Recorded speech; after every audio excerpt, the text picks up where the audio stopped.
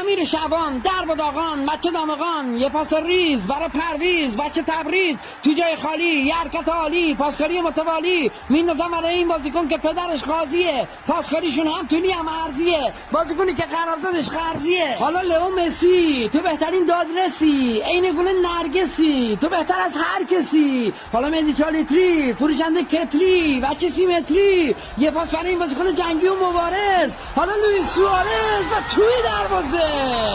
این رقابت، عدالت، نه حاجی خیانته. تیم حریف پر جراحته، اوضاعش رو به وخامته. کاتالونیا از آن این ملته، ایالته، نیوکمپش امارته، مکان مقدس برای زیارته.